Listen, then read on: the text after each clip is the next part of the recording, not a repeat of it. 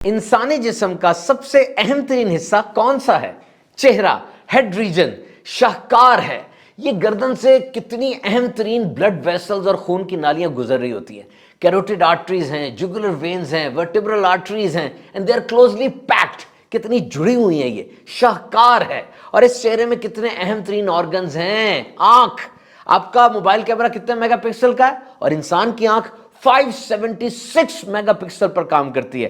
اور جتنا کچھ ہم سیکھتے ہیں، لرننگ جو ہم کرتے ہیں، 75% لرننگ آنکھوں کے ذریعے ہوتی ہے۔ انسانی آنکھ 10 لاکھ رنگوں کے درمیان فرق کر سکتی ہے، اور ایک انسان دن میں 10,000 مرتبہ اپنی آنکھیں جھپکتا ہے۔ کتنا پیارا کلیننگ کا نظام ہے۔ اور یہ ناک، ہمارے جسم میں 37 کھرب خلیے ہیں، اور سب کو آکسیجن چاہیے زندہ رہنے کے لیے، اور ایک انسان دن میں 11,000 لیٹر ہوا ناک کے ذریعے اندر لے کر جاتا ہے، جس کا 20% یعنی 2200 لیٹر آکسیجن ہوتی ہے۔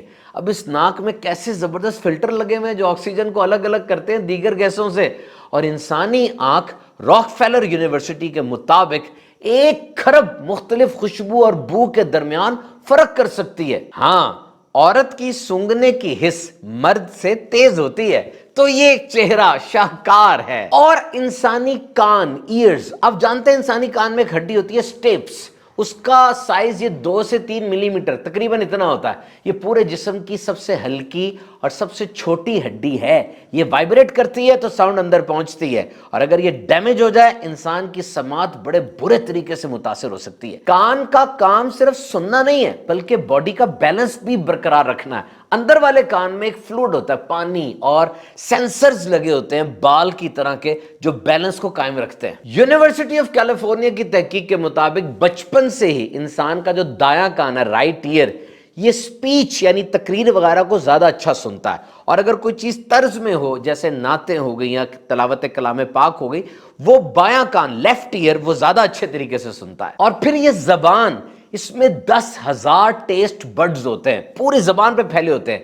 کھانے کا جو ذائقہ ہے، 5 ذائقے ہیں نا، سالٹی، ساور، سویٹ، بٹر اور سیوری، یہ زبان ہمیں بتاتی ہے۔ 3 کام ہوتے ہیں زبان کے، ایک تو یہ کھانے کو منہ میں گھماتی ہے تاکہ یہ اچھی طرح چبایا جائے، اور پھر یہ نیچے کی طرف دھکیل دیتی ہے، اور یہ جو میں بات کر رہا ہوں یہ زبان الفاظ کی ادائیگی میں مدد دے رہی ہے نا، اور پھر یہ ایئر وے کو کلیئر کرتی ہے تاکہ ہوا اچھے طریقے سے گزر سکے۔ زبان کا رنگ انسان کی صحت کی کہانی سناتا ہے۔ اگر پنک ہے تو صحت مند ہے، اگر لال ہے تو انفیکشن یا کوئی الرجی ہو سکتی ہے، اور اگر اس میں وائٹ پیچز پڑ گئے ہیں تو فنگل انفیکشن ہو سکتا ہے۔ بعض دوائیاں بھی زبان کا رنگ بدل دیتی ہیں، تو کوئی فیصلہ کرنے سے پہلے کسی اچھے ڈاکٹر سے مشورہ کر لیجئے گا۔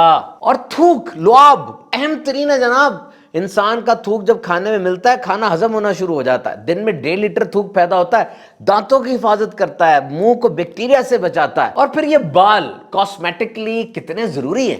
انسان کے سر پہ اوسطاً 1 لاکھ بال ہوتے ہیں، لیکن بالوں کا رنگ اگر چینج ہو زیادہ بھی ہو سکتے ہیں۔ جیسے جن کے سنہری بال ہوتے ہیں ان کے 1.5 لاکھ تک بال ہو سکتے ہیں۔ پورے جسم پر بال ہوتے ہیں، صرف ہونٹ پر، ہتھیلیوں پر اور پاؤں کی تلیوں پر بال نہیں ہوتے۔ تو یہ چہرہ شاہکار ہے، اور اپنے اس مکھڑے کو سجانے کے لیے انسان کیسے کیسے جتن کرتا ہے۔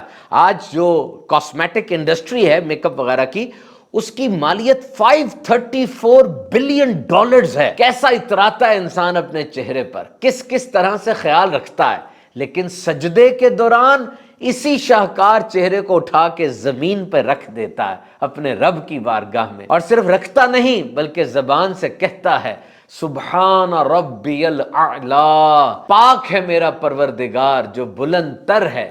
پھر سجدے سے سر کو اٹھاتا ہے، دوبارہ سجدے میں سر کو رکھتا ہے۔ نبی پاک صلی اللہ علیہ وسلم کا فرمان عالی شان ہے، سجدے بہت کیا کرو، ہر ایک سجدے کے بدلے 1 گناہ مٹا دیا جائے گا اور 1 درجہ بلند کیا جائے گا۔ اور سجدے کرنے والوں کو جنت میں نبی اکرم صلی اللہ علیہ وسلم کا قرب نصیب ہوگا انشاءاللہ۔ سجدہ، پروسٹریشن، اس کے بہت سے میڈیکل فوائد ہیں۔ یاد رکھیے، سجدہ تو اللہ کی رضا کے لیے ہی کرنا ہے، and it's the climax of Muslims prayer۔ سجدے کی پوزیشن پہ غور کریں، ماتھا زمین پر ہے اور دونوں ہاتھ بھی زمین پر ہیں۔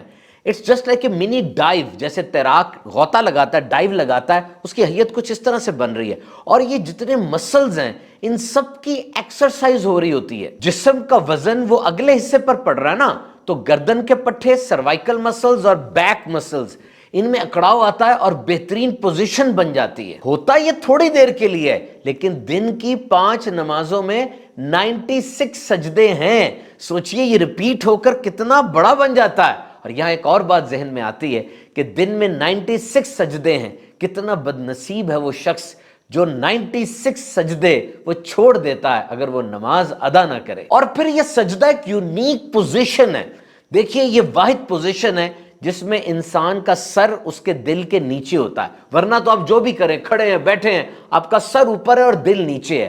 جب سجدے میں جاتے ہیں تو سر نیچے ہوا، دل اوپر ہوا، so blood gushes towards your head region, خون کا بہت تیز ہو جاتا ہے اس طرف، اور پھر یہ آنکھیں، سوچنا، سونگھنا، سمجھنا اور سننا، یہ تمام حصے تازہ بلڈ کے فلو کی وجہ سے شارپ ہوتی ہیں، اور چہرے کا رنگ بھی نکھر جاتا ہے۔ خون کا بہاؤ جب بڑھتا ہے چہرہ فریش ہو جاتا ہے۔ تو چھوڑیے کریموں وغیرہ کو، سجدے لمبے کیجئے، اللہ کی رضا کی نیت سے کریں گے، باقی ضمنی فوائد تو ویسے ہی حاصل ہو جائیں گے۔ And it's a proven fact, یہ ایک سائنٹیفک فیکٹ ہے کہ جب بھی انسان عاجزی کرے، ہمدردی کرے، اس کی نفسیاتی صحت پہ بڑا اچھا اثر پڑتا ہے۔ تو سجدے سے بڑھ کر عاجزی کا اظہار کیا ہوگا؟